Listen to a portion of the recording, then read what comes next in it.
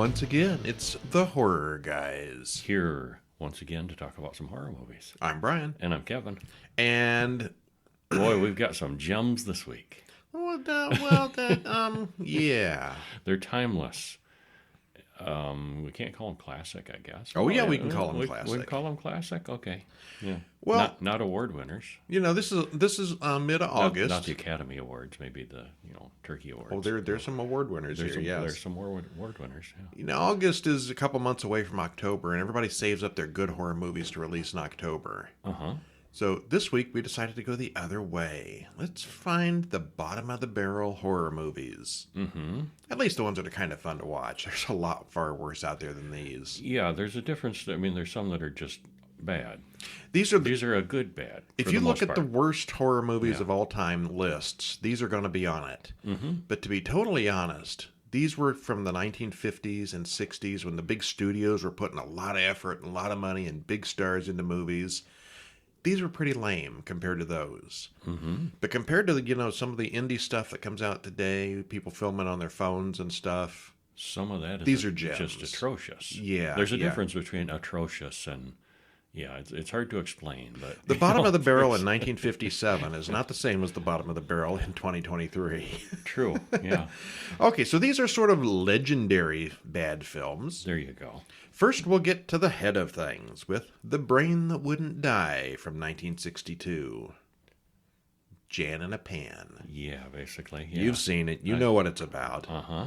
Then we'll watch the infamous Plan 9 from Outer Space from 1957. And starring Bela Lugosi. Yeah, starring Bela Lugosi. Yeah. They made a mighty entertaining movie, Ed Wood. Yes, they did. Yeah, that it talks a lot about the behind the scenes of what went into this with the guy Ed Wood, the director who wrote and directed and produced and did all the stuff for the movies. Okay, I saw it way back in the day, but did Ed Wood, was that actually a biography, a serious kind of biography with some funny bits in it, or was it just a comedy based on him? It was based heavily on reality. Of course, it's a movie, so they spice things up. Yeah, they played it up a lot. He really was that weird and colorful, and had weird friends, and he was a transvestite, and there were a lot of real aspects that they used in the Ed Wood movie. That he was just an odd character. Okay. Well, after Plan 9, then we'll hide from 1959's The Killer Shrews, and then we will clap silently for Manos, The Hand of Fate from 1966. Yes, this is the week of the greats. Mm-hmm. Those are the ones we're going to talk about here. In addition, over at horrorbulletin.com, our free weekly newsletter, we're going to also talk about two more sort of legendary stinkers. 1940's The Ape, with Boris Karloff. He puts on a monkey suit, literally, and terrorizes the neighborhood. Yeah, he does. Yeah, but that was actually kind of good, too. Yeah, all of these are kind of good in their own ways. Yeah. They're all entertaining, at least. Yeah. None of these are just Skinamarink level. Mm-hmm. You always throw that in, don't you? Yeah, I was really impressed with that. And then one that I remembered being really terrible, but when we watched it, it wasn't so bad after all. Basket Case from 1982. What's in the basket? Oh, you know. If you've seen it, you know. Uh-huh. But yeah, I saw that at the drive-in when it came out, and I remember it being cheap and dirty and tacky and dumb. I saw it later. I didn't see it when it came out. The sets are dirty and cheap and tacky, but they're supposed to be. That's what makes it good. Yeah, it's meant to be that way. Okay, so yeah, this week we're going to talk about, starting with The Brain That Wouldn't Die from 1962. Directed by Joseph Green, written by Doris Brent and Joseph Green, stars Jason Evers, Virginia Leith, Anthony LaPena, and Adele Lamont. Hour and 22. Trailer in the show notes. Spoiler free, it's a pretty awful movie at its core, with lots to pick apart. It really does. It's got a lot going on there that you can laugh at. Yes. On the other hand, it does have a story that makes sense. They're trying hard, and it is a fun watch. So you may be reluctantly entertained if you watch it. Yeah, I saw this when I was like 5, and I'm like, wow, that thing in the door is scary. It was back then. I wish that head on the desk would shut up and let's see that thing more. Yeah. Well, spoilery? Shall I spoil it? Oh, absolutely. Yeah. What happens? Well, we open on a pair of father and son surgeons. The operation is a failure and the patient dies. Now, Dad, do I have permission to do things my way? He's dead. I can't do any harm. Oh, good. He's dead. I get to play with him. Well, they cut the dead man's brain open. I mean, they cut off his skull, and his chest and massage his brain and heart. Well, the man's heart restarts. It's not clear why he's being operated on to begin with, but he's going to survive now. Well, his heart stopped and he died and they restarted it. But did they fix what was wrong? We don't know what was wrong. There was no mention of, and there were no signs of any other incisions or anything. They cut, they had to cut his chest open to get to the heart. And yeah, okay, whatever. He's better now. Don't think about it. Don't think about it. Like so many things in this movie. He's an unorthodox doctor with new, untested procedures. That's right. Some things that man was not meant to do. Oh, don't go there. Yeah. Well, the older doctor, Dan Kortner, says, well, what about side effects? He warns about experimenting on people. But Bill, the younger doctor, says he's getting really advanced with transplanting body parts. Which has nothing to do with the surgery we just saw. Right, yeah. But this was, in 1962, transplants were really not much of a thing. They really still were working on getting those. So, well, Nurse Jan comes in, and she's Bill's fiancée. They're going to go up to Bill's cabin lab in the woods. Well, they get a call from Curta, who's up in the cabin. Something has gone wrong up there. They must come right away. Well, they rush up to the country home. Bill is driving like a maniac and crashes. Boy, is he driving fast. Yeah, it's an emergency. Well, he's thrown clear, but Jan is burned alive in the wreckage. But he takes a piece of her home with him, her head. He doesn't cut the head off. It's just sort of laying there. Yeah, he just kind of reaches in and takes it, and yeah. Well, he runs the rest of the way to the cabin, but the cabin turns out to be a huge mansion, and Kurt lets him in. Yeah, they talk about the cabin in the woods with the lab in it. Yeah, and we get up there, and it's like Frankenstein's castle or something. Yeah, it's huge. It's gigantic, yeah. Well, Kurt wants Bill to look in the closet. That's what the big emergency was. But Bill insists they have to get ready for emergency surgery. He's got her head. Well, before long, we see that Jan's head is on a plate in the lab, still alive, hooked up to tubes and bubblies and things. Well, she mumbles in her sleep, "Let me die." Bill has been working on transplants, like he said, so he can find her another body, even better than before. Kurt thinks he's a madman. What about her soul? Well, Bill thinks they can keep the head alive for at least 40 or 50 hours till they get a body. Kurt complains about his withered arm, an early experiment in transplantation that failed.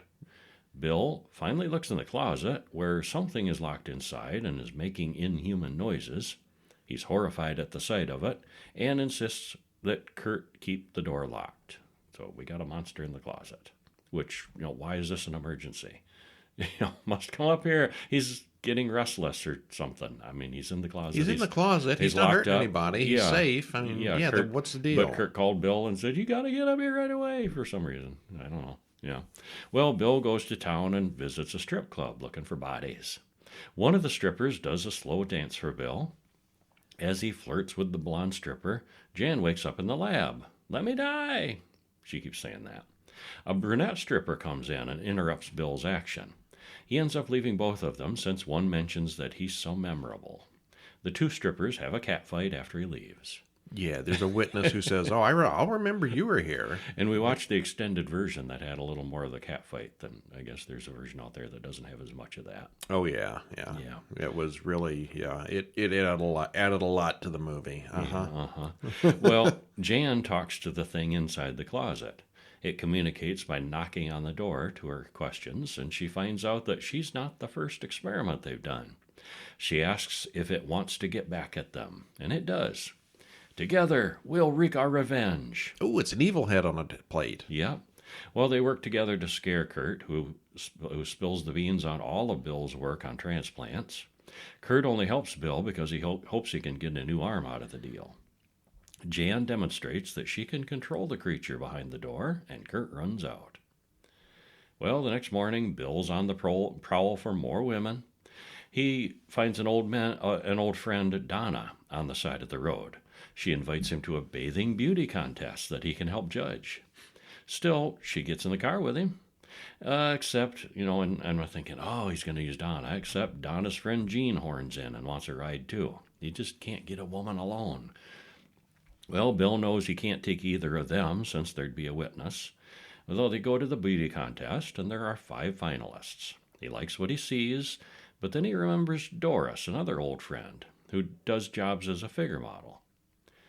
Well, in the meantime, Jan can read Bill's mind and knows his plans. She tells the monster in the closet. Bill goes to Doris's house. She's got a bunch of photographers there taking photos of her in the nude. She hates men now ever since her accident. She's got a badly burned face, but her body is perfect from the neck down. Do we know anybody whose body was burned and his face is perfect from the neck up? Yeah, we can do a little switching here. Yeah. Well, Bill says he can help her be beautiful again.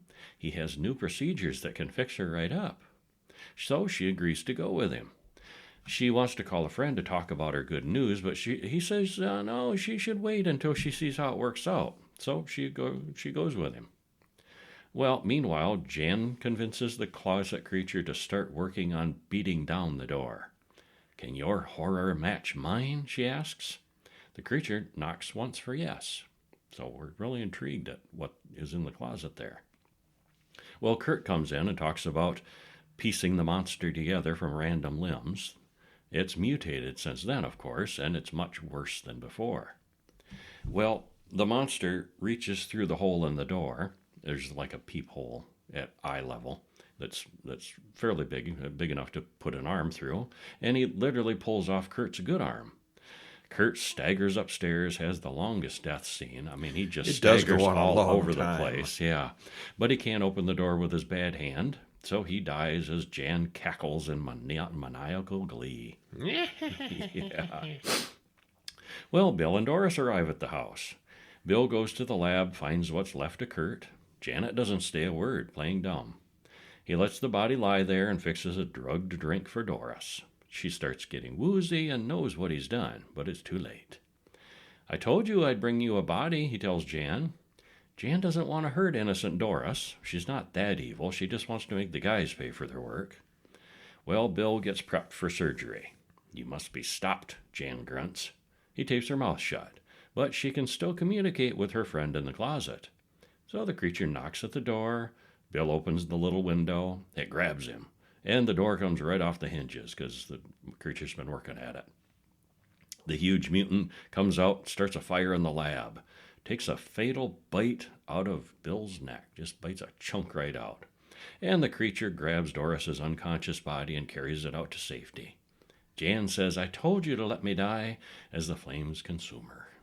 So there's Doris out in the woods, not knowing any idea how she got there, and this big, horrible monster is standing right next to her. Yeah. That's going to end well. Who's just out in the world now. Yeah, what's he going to do? Yeah. All right. Well, we watched the rare, in quotes, the rare uncensored version, available on Amazon Prime. And it added some previously censored gore. I think the death scene of Kurt probably was stretched out longer than it should have been. Mm-hmm. And an extended stripper cat fight that really was not much. The nudity in Doris's photo shoot had to have been added for a more recent edition as well. We got to see full boobies there. You got to see boobies, yeah. Yeah, I don't think you'd see that in 62. And especially not on late night television when they were showing this too. I imagine they cut that out. Well, there's a scene where Jan actually, I'm surprised. I'm pretty sure I would have watched this on Saturday morning TV. Oh, okay. And I'm surprised they kind of showed this at all with all the stripper stuff. Well, this is my first time seeing it all the way through. I've seen clips, but this was my first time ever.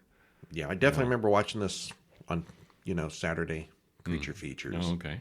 Well, there's a scene where Jan and Kurt talk about things that feels like it takes an hour. It's very poorly paced sometimes. Kurt takes forever to die, staggering around from room to room. Yeah, that's some death scene. No one ever found Bill's burned up car with a fried headless skeleton inside? It's never mentioned. He took Jan's head, but her body's still in the car, and it's not that far off the road. Yeah, it would have been obvious to anybody passing by. Yeah. The so-called porno music that plays whenever Bill is on the prowl for women is just hilariously bad. Mm-hmm. Jan in the Pan has become a horror icon all by herself. Actually, I saw a picture on Facebook or something the other day of somebody doing a cosplay of her. Yeah, It's that a was big really a good. wheeled table with a head. Yeah, it's cool. Yeah, it was a good job. It's kind of an awful movie with a ridiculous plot, but she is so over-the-top evil that it's hard to resist. How does her makeup look so good when she's only a head in a pan? Yeah, she got in the accident. He took her head, wrapped it in a cloth and carrying it around. And yeah, her makeup is perfect. Yeah. I don't believe that he would have taken the time to put her makeup on for her. Next up, what's next? Plan 9 from Outer Space, 1957. Plan 9 involves reanimating the dead. Ooh. Yes. We know that because it was also known as Grave Robert Robbers. from Space. Uh-huh. Yeah. Well, directed by Edward D. Wood Jr., also written by him, and he did a lot of the behind the scenes stuff. Stars Bela Lugosi, Mela Nurmi, and Tor Johnson. And Mela Nurmi was Vampira. Vampira, yeah.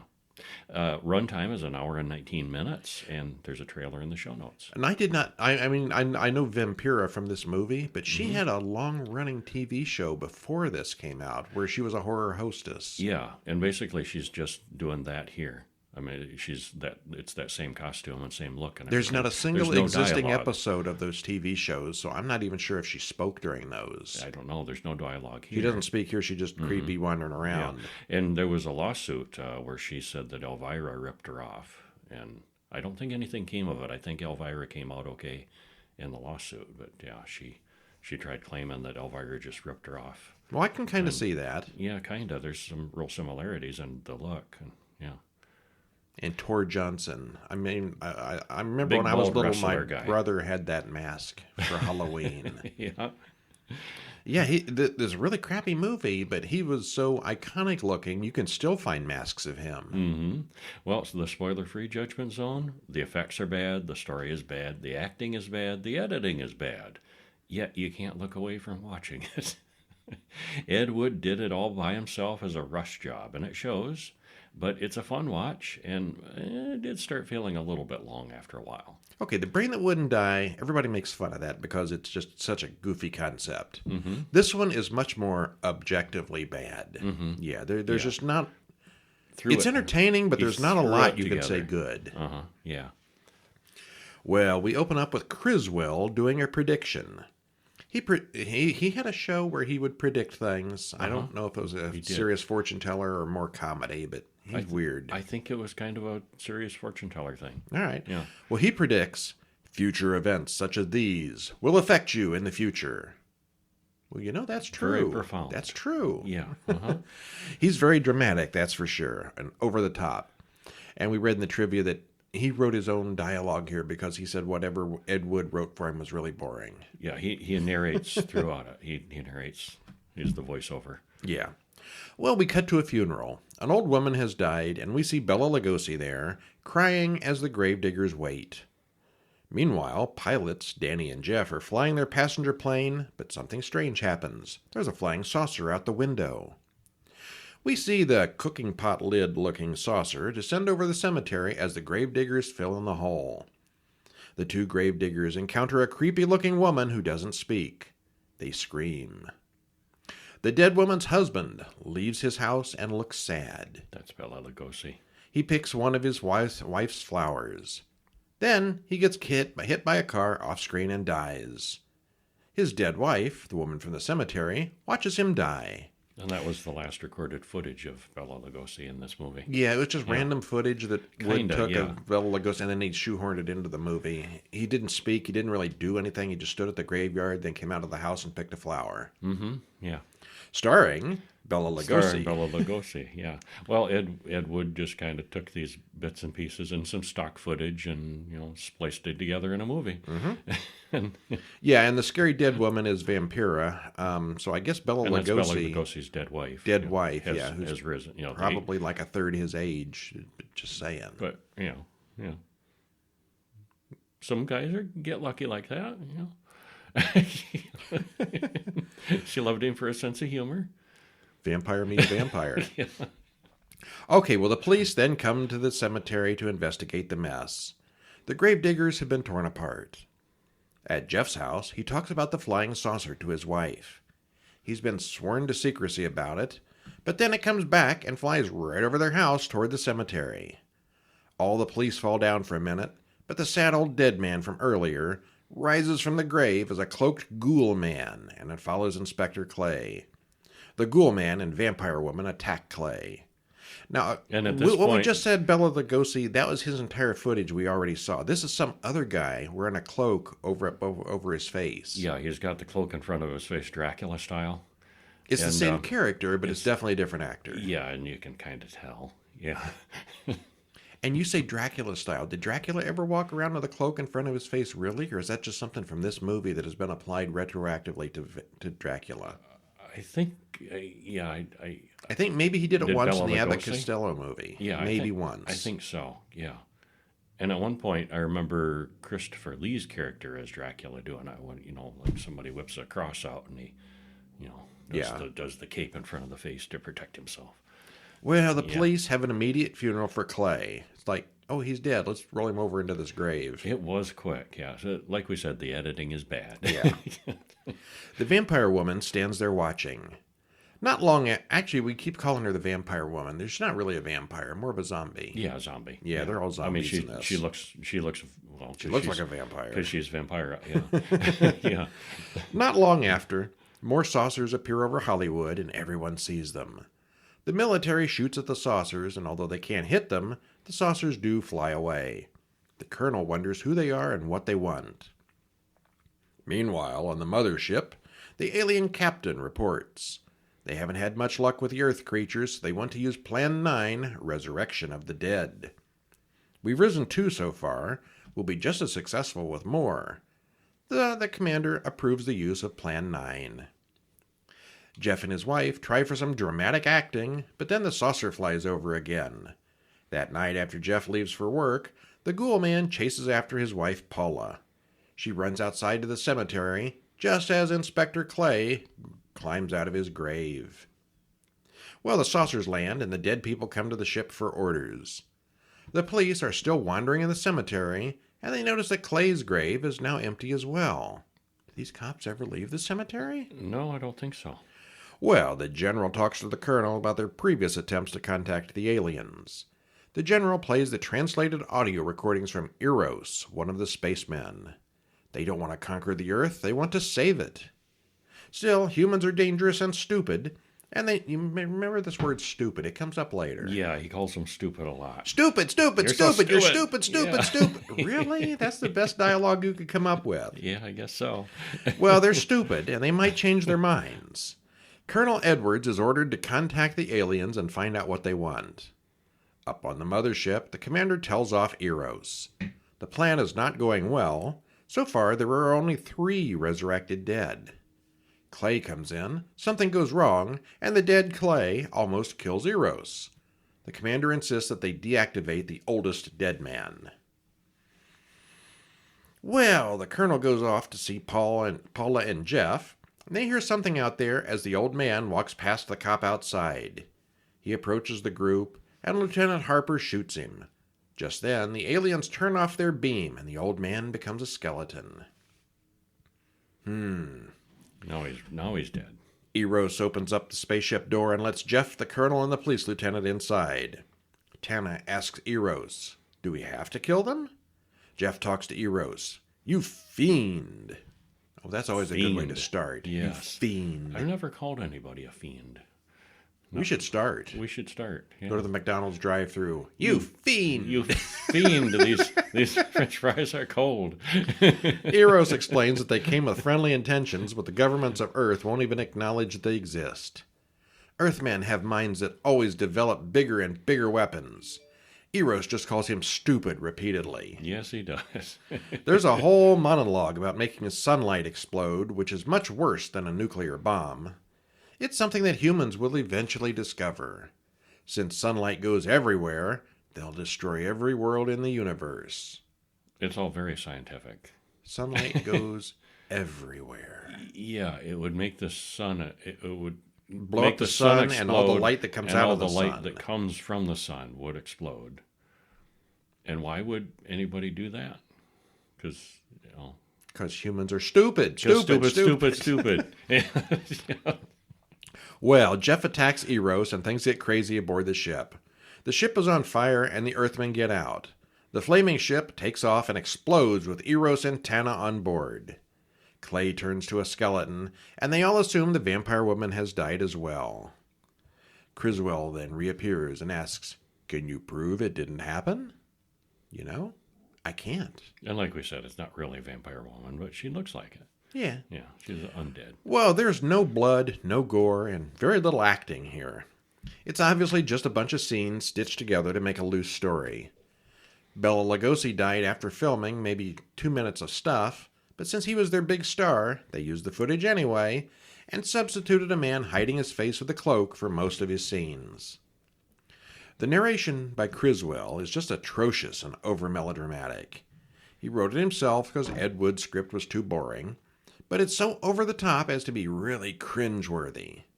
Yeah, if you just want to watch the first 2 minutes of the movie, it's a good hint of what you're going to get into. You get an idea, yeah. The rest of the film's dialogue is it's just as bad. If this were released today, it'd be a fun, straight-to-streaming, low-budget movie. The only reason this is really considered so awful is in comparison to the studio-based films of that age. There are a lot of recent streaming films that are far worse. Still, it is very cringy in some places. It is, but watchable. I'm not sure if I'm going to say this is the worst one of the week, though. It's kind of a toss-up. Okay, just to take a little break from these awful films, let's talk about something that's pretty good. Something good, yeah. Brink from 2023, a short film, which was directed by Jonathan, also written by Jonathan Blagrove. Stars Lisa Dwyer-Hogg and Tim Plester. Runtime's 4 minutes, 11 seconds. It's a shorty short. Yeah, it was. And it's on YouTube to watch for free. Well, what happens? Well, we open in a quiet suburban neighborhood, and there's a burglar outside one of the houses. Well, next thing we know, woman ties up a man inside. Backwards. No. Man ties up a woman inside after a brief struggle. And she says, "You're making a huge mistake. I know people who will fuck you up. We hear police sirens outside." Though, apparently he's broken in and tied up this poor woman. But not everything. But not everything is as it seems. No. Yeah. It's really hard to have a whole story in 4 minutes, but this one does it and manages to be really good in the process. It was surprisingly well done. Yeah, very clever little story. I liked it. It's a whole story with really very little on screen. Mm-hmm. I'm saying a lot with a little. Yeah. All right, speaking of taking a little and making a lot out of it, 1959's The Killer Shrews, directed by Ray Kellogg, written by Jay Sims, stars James Best, Ingrid Good, and Ken Curtis. Hour and 9 minutes, trailer in the show notes. Spoiler free. What happens? They try to make a harmless animal seem deadly and dangerous here. But hand puppets and dogs in poor disguises don't quite cut it.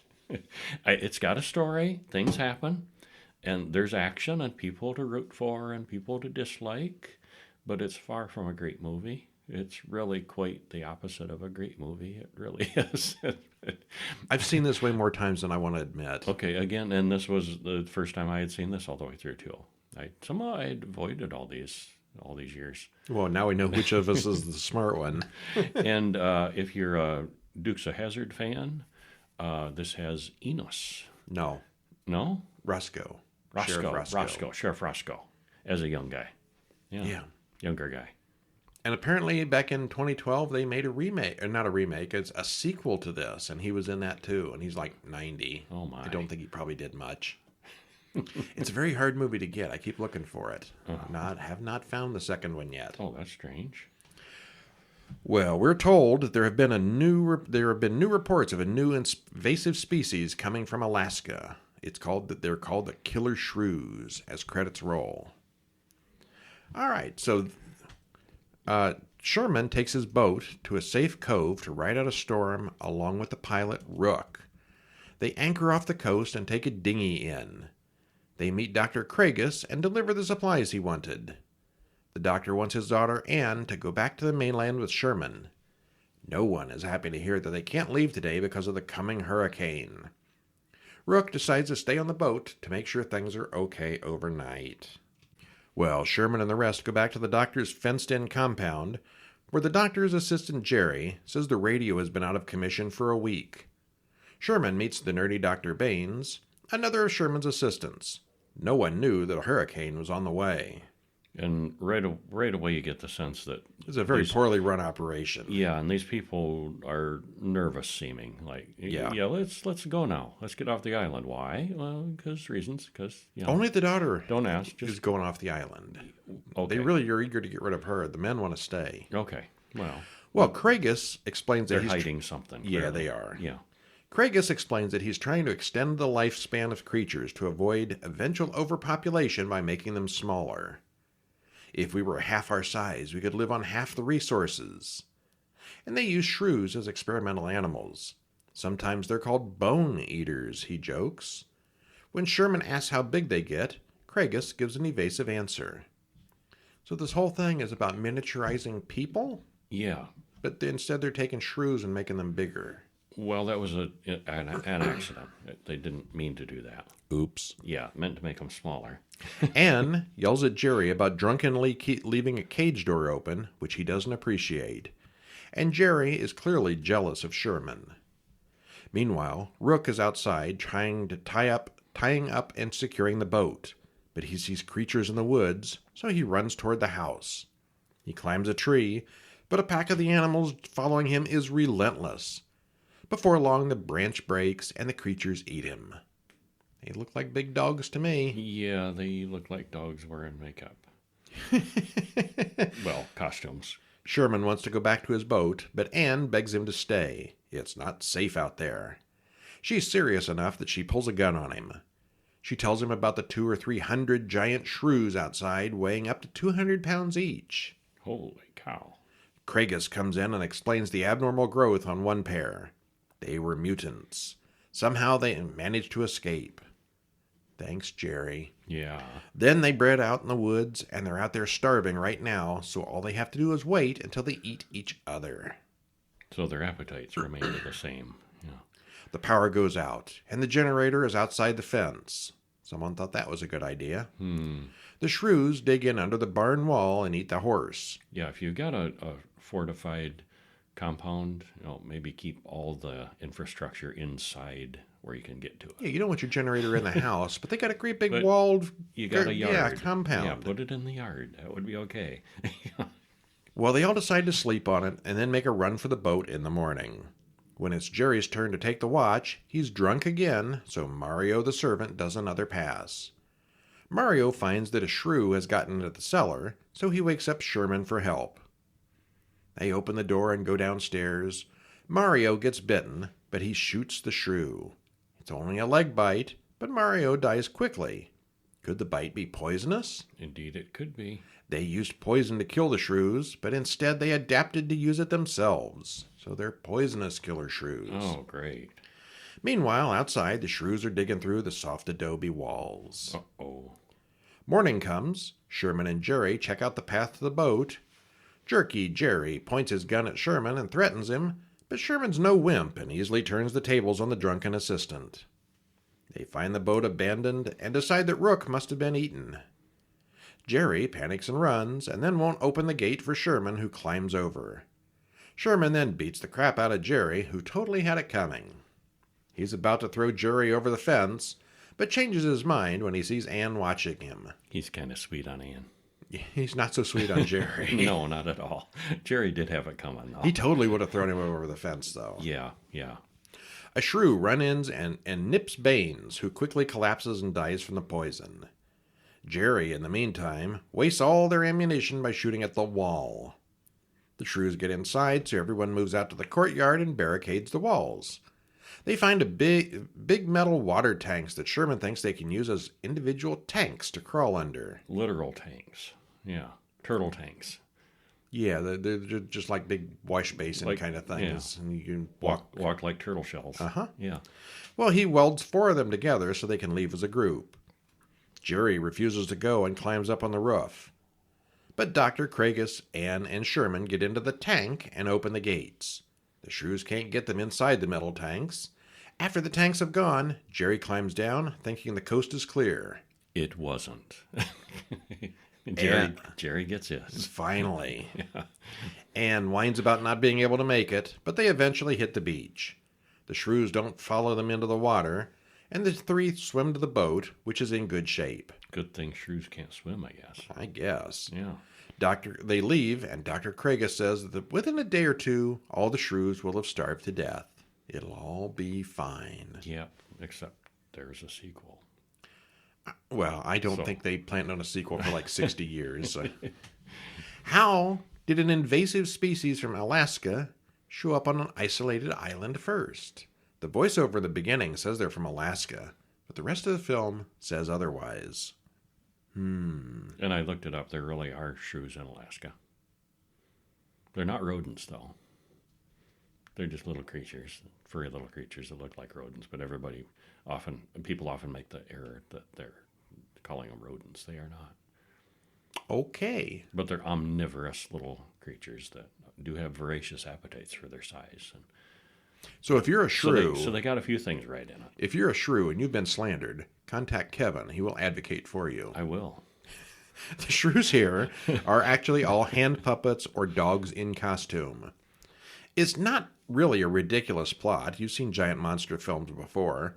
The funny part is the atrocious creature effects and the fact that they're basically just mutated mice. They're not mice. Of all the killer animals they could have chosen for this, why shrews? Because they were available. Nobody had done it before. Oh, that's true. Nobody had. Yeah. Which takes us to our final film of the week. Manos, The Hand of Fate, 1966. Manos in Spanish is hand. So this is the hand of fate. Manos, the Manos. Manos el Manos. Hands of fate, yes. Yeah. Written and directed by Harold P. Warren, stars Tom Naiman, John Reynolds, and Diane Adelson. And I'll tell you right now, I don't think anybody in this film did anything after this again. Yeah. 1 hour and 10 minutes long, trailer in the show notes. Spoiler free, it's a choppy, low-budget romp with mediocre acting and minimal effects. But it's got a story, and it was watchable in a sometimes cringy way. If you're a fan of movies you can make fun of, this one's for you. Mystery Science Theater 3000, I think this may be their most repeated movie. They had a good time with this one. Yeah. Yeah. Okay, well, what happens? Well, a couple and their child are on vacation, but they may be lost. But they sing and drive as credits roll. The police pull them over for a broken taillight, but they get off with a warning. And they drive to the lodge, and we get lots of shots of driving. A lot of driving. We cut to two teenagers in a car drinking and making out. The police stop them, break up their action, and send them home. Well, meanwhile, Mike, Margaret, and Debbie are still driving, and they are clearly lost. Are we like a half an hour in yet? Just about. And it's only 1 hour and 10 minutes. It is blissfully short, I'll say it for that. Say that for it, yeah. They stop to ask a strange-looking man for directions. I am Torgo. I take care of the place while the master is away. The master doesn't like children. He says there's no way to the lodge, so Mike asks if they can spend the night there. Well, Torgo seems to struggle with walking and moving and has weird legs, but for some reason Mike makes him carry all the luggage inside. The dude looks like he needs some crutches or a walker or something. He's the servant, I mean. So we'll make him carry all the luggage all at once. Well, I've seen people who have cerebral palsy before, and that's what he reminded me of, struggling to move, struggling with movement. I mean, he did it, but, it was effort for him. Plus, they had his legs, he was supposed to be a satyr. You keep saying that. I don't remember them ever mentioning that. They don't mention that. Why do you? We're supposed to know that. Well, it's in the trivia and everything you read about it. That's what they intended, that he was a satyr. Okay. And so he's got thick. In the implication, you see under his pants, he's got an oversized suit on and thick legs. He never takes his pants off. If he's got like donkey legs or whatever, we don't see that. Goat legs, yeah. Goat legs, okay. Yeah. Well, that disappointed me too. Because I read that in the trivia and the stuff about it and watching it, and I was thinking, there's going to be some reveal. We're going to see him without the suit. Nope. Or he's going to take his hat off and he's got horns. Or Nope, nothing. Yeah. Well, anyway, Torgo says the master has left this world, but he'll be coming back soon. He is with us always. Well, they look at a scary painting of the master and his evil-looking dog. That was a pretty cool painting. Not long after, Mike's own little dog gets out, and something in the desert kills it. Margaret screams, "What kind of place is this?" Well, it's the desert. Little dogs get eaten there all the time. Mm-hmm. Mike tells Torgo to load their luggage back in the car. Fast. He doesn't load it fast. So Torgo loads the luggage back in the car. Well, the car doesn't start. Torgo tells Margot that the master wants her as his wife. And then Torgo takes all the luggage back to their room again. They needed like some little comedic music at this point, but no, it's all serious. Yeah. Debbie goes missing as the three adults talk. All the doors are bolted, so she has to be outside. She's not anywhere inside. Well, she comes back with the master's Doberman in tow, but she's fine. She says she found the dog in a big dark place, and she leads them to a place with a bunch of women against pillars standing around an altar with a body on it. These are like real women who are just standing up against these pillars in a coma or something. They're not tied up. No. They're not awake. They're all just asleep. They're under the master's control. Torgo comes by, yells at the comatose women about being the master's wives, plays with the first wife's hair. And he gripes about it not being fair that master's got all these wives and he doesn't have any. Well, Torgo then comes back to the house and watches Margaret undress until she knocks Mike out, until Torgo knocks Mike out and drags him through the woods. Well, back at the altar, the master wakes up and sits up. We cut to the two teenagers running off by the being run off by the cops again. Oh yeah, that just seemed kind of pointless. The two teenagers. The cops just keep picking on these teenagers. Yeah, making out, and the cops keep saying, "Get on home." Well, the master prays to Manos over the fire. It's a whole ritual. He wakes his wives, and they're kind of a talky bunch. The women complain about the presence of a female child, Debbie. They want to sacrifice Mike, but not the child. The master insists that the child die, but the six women argue and disagree. And there's a whole kind of slapstick cat fight wrestling match among the wives. It goes on for quite a long time. It does go on for quite a while, yeah. Well, meanwhile, the master wakes Torgo back in the house and confronts him about playing with his wives. Torgo wants Margaret, and master says, "No, Torgo must die," and stares intently at Torgo for a while. It was just kills him with his gaze. Yeah. Well, his supreme hypnotic powers, I guess. Yeah. Well, one of the master's wives kisses unconscious Mike in the woods, but doesn't untie him. The fighting between the women is still going on. So Torgo and the master arrive to break it up. He orders the sacrifice of the lead troublemaker. Oh, and he wants to sacrifice Torgo as well. And the girls apparently slap him to death. Slap, slap, slap, slap, slap, slap, slap. Yeah, that's just so weird. Master gets Torgo up on the altar, and they just kind of slap him, and yeah. Well, Mike finally wakes up and gets out of his bonds. He tells Margaret that they can hide in the desert.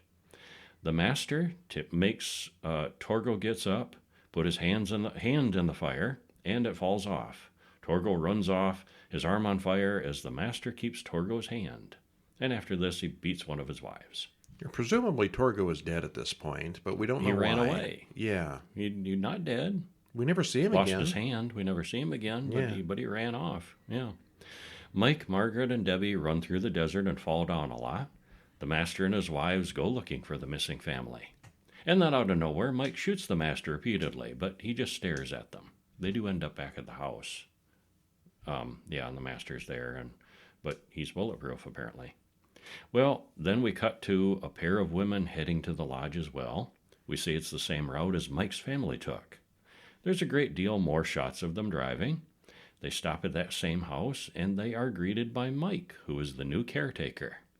And we see Debbie and Margaret standing up against the pedestals. They're both new wives for the master. All right. And that caught some heat, I read about, too, because master being a pedo.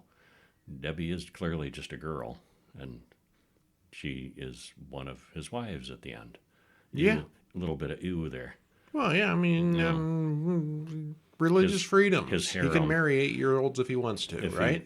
His Manos harem. Yeah. Yeah. He's not a Satan worshiper. He's worshiping Manos. Yeah. Yeah, it's a religion of its own. Yeah. Well, the entire film, strangely enough, was shot silently, and all the voices and sound were dubbed later.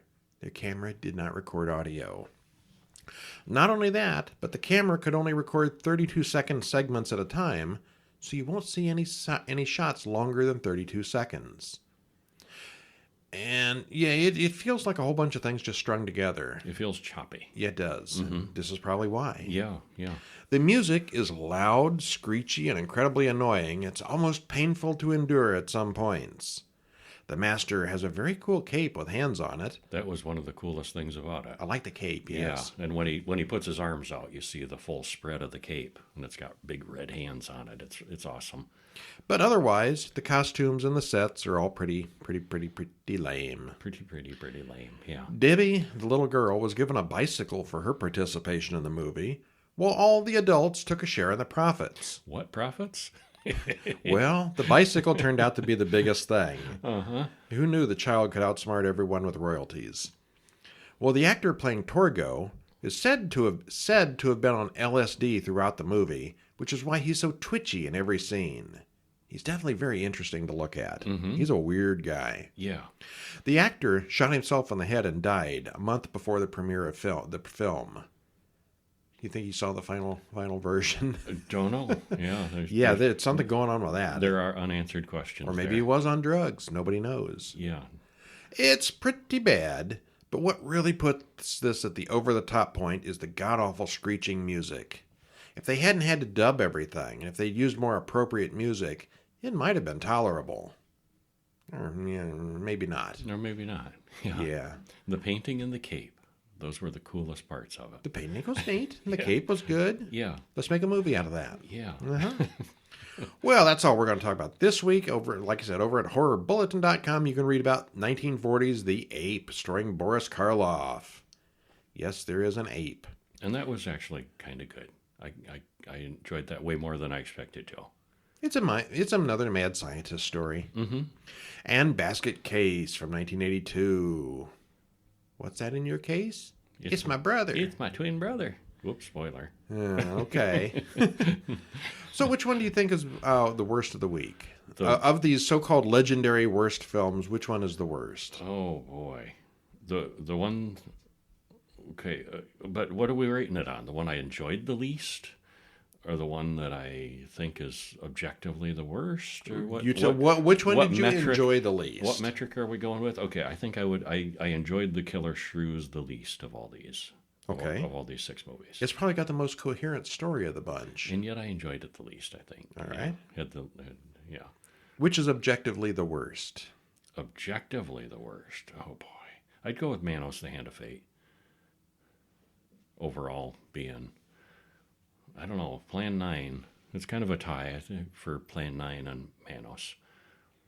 Yeah, I'm going to say The Brain That Wouldn't Die isn't really that bad. It's just dumb. Uh-huh. The Killer Shrews isn't that bad. It's just dumb. Plan 9 and Manos, boy, those two are toss-ups. They really are. They really are poorly made films. If I were going to choose to watch one of them again, I'd probably go with Manos. So I'm going to say Plan 9 is the worst. Okay. I have no hopes of watching that one again. You know, they remastered Manos, the Hand of Fate. There's a DVD where they remastered. You can watch the remastered version or the original Grindhouse version of Manos, and there's some special features. And the little girl, all grown up, I guess, was very instrumental in putting it together. And there's commentary. Her and somebody else has commentary on, like a commentary track. So that might be interesting to see in here. We just watched the original basic version, right? Yeah, we did. Yeah. All right, well, I'll be glad to move on to something else next week. So some better movies, yeah. Actually, no, we're not going to watch any movies next week. Next week, we're going to watch... Shorts. All shorts. It's a shorts week. 1 week of solid shorts. We're going to watch a dozen different short films, Check those out over at horrorguys.com all through the week to watch. I think we're going to post 2 a week each day. And next week we'll talk to you about 12 short films. Ooh, good stuff. Yeah. Mostly, probably. They do tend to be. Yeah. Well, if they're really awful, we don't talk about them. Right. Okay, so till next week, I'm Brian. And I'm Kevin. And we'll see you next week. See ya.